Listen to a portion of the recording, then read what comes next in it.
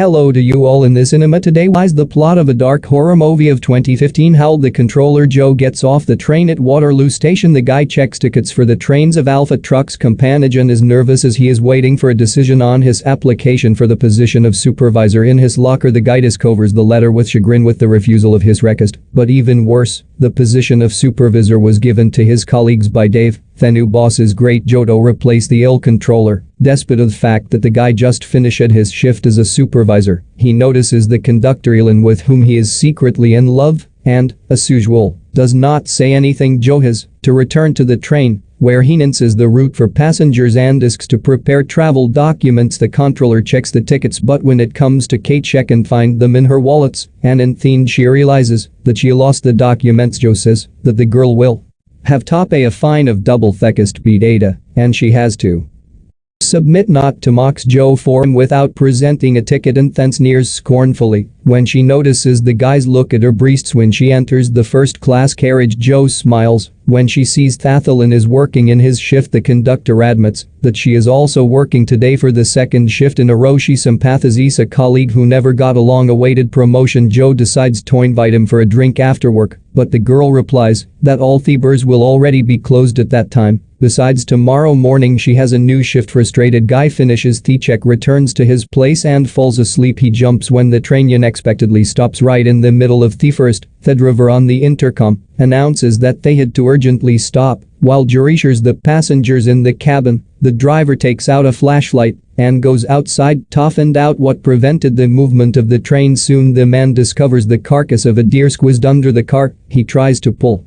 it out, but alone it is useless. Hears a suspicious noise from the side of the forest and turns around like a man was attacked by a werewolf. Joe tries unsuccessfully to contact the driver. He has difficulty communicating with the head office and barely understands due to numerous interference that help will arrive only after 4 hours. The controller tries to explain to the passengers that they will have to wait a bit. However, people begin to argue and panic. Businessman Adrian suggests that the others walk to the station on foot, believing that it is no more than 3 kilometers away. The door. All the passengers get out of the car and follow Joe, who lights the way with a flashlight. Suddenly the guy sees the tormented body of the driver in front of him, all fine sides of which are turned outward. The controller understands that a cannibal is operating here and shouts to the others to immediately return to the run. In a panic, feeling for kicking someone's gloomy breath, everyone manages to jump into the car except for the old woman Jenny's leg, which is clamping the door. The monster grabs the poor thing by the leg and tries to pull it out, but fortunately, the guys manage to beat the woman off. She screams in pain. The rest look in horror at her bloody leg. The guys take out the first aid kit and wash it, undressing Jenny's wound. Joe goes into the cab and tries to contact the office, but there is practically no communication on this section of the road. Follow EBB to understand engines. He concludes that there was a fuel leak and the train will not be able to continue. The passengers trying to understand what kind of animal attacked Jenny. However, the old woman claims that the creature was very similar to a person on the other side of the car. Suspicious sounds are heard. Everyone freezes in horror. Billy and Adrian decide to check that the three come closer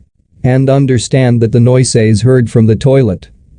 Raised that temperature is toiling starts to fester early. It looks like her body was struck by some kind of infection. Suddenly the creature starts to break through the door and Nina has a signal on the phone. When I call my mother, but she does not have time to answer. There is nothing. The monster grabs the girl and drags her to the roof. The rest hear the screams of the poor thing. They see her blood and run away to another car. The passengers panic, become hysterical. Then Jack, the husband, does not decide to take matters into his own hands. He says that if you sit and do nothing, the monster will devour them. Joe take out tools them the doors and windows of the car in a private car. Invites Joe to stick together next time the werewolves attack, leaving the rest of the weaklings, and, if necessary, use his keys to all the doors on the train, promising to reward the guy if they manage to survive. Jay doesn't feel terrible, and the old woman is sick of blood along with her teeth and the squad starting to turn into an Abora. Joe notices that the floor has disappeared again. It seems like in the spring in the toilet. When the controller approaches the toilet, the fat man can't get out and screams that the door is jammed from the outside. The lock also won't open. The monster breaks through the roof of the toilet and tears the floor to pieces, and John can't help him with anything. The controller runs back but the door to the salon is locked. He begs Thirst of the openings to let him in. A moment before the guys grab the werewolf, the guys drag him inside, immediately closing and barricading the door. However, the huge monster easily breaks through the barrier and prepares to attack them. Shivaji Braveline stabs him in the back with a knife. The other passengers attack the werewolves with tools and improvised means. The guys manage to move the monster and hack it with, and as after examining the body of the monster, they find earring on his finger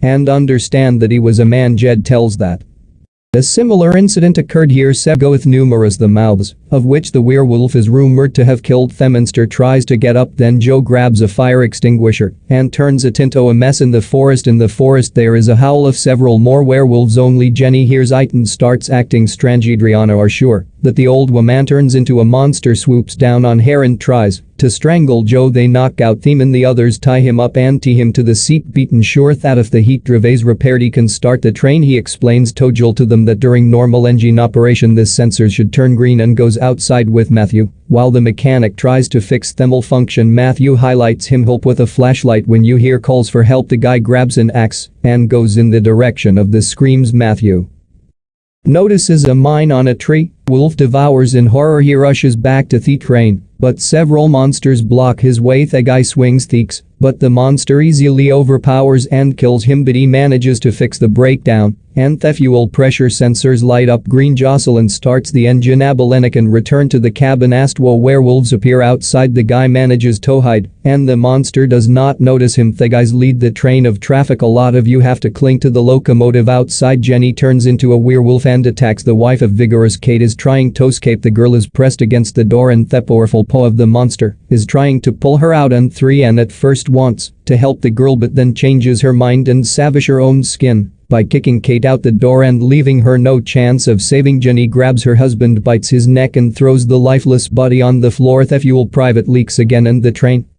starts to reparate the Vigorous, but Joe pierces her throat with a metal bar instead of gratitude. Adrian runs into the controller, but Elon cools his ardor off, gets the man's face with a piece of metal. Adrian grabs the key, breaks the door and jumps out. The guys are trapped, surrounded by 3 werewolves that have appeared at this moment. Belize returns with a torch and delays Theminsters a bit, giving Jocelyn the opportunity to leave, though the monsters themselves are dealt with by Theminsters. The guys are trying to escape, but Joe understands that together they cannot be savage. Joe kisses the girl tightly goodbye and boldly go out to meet the werewolf. Elon runs away and the guy rushes at the monsters, but of course the forces are not equal and soon enough the werewolves bites into the flesh of that poor fellow. Elon gets to the station, covered in blood, clutching a tag with the name of a comrade. Catherine runs through the forest, notices Joe's jacket and rejoices. We are sure that he is safe. However, he is surrounded by several werewolves, including Joe, who turned into a monster and tear Theme into pieces. How do you like the movie Howl? Share in the comments. Thanks for watching and see you soon.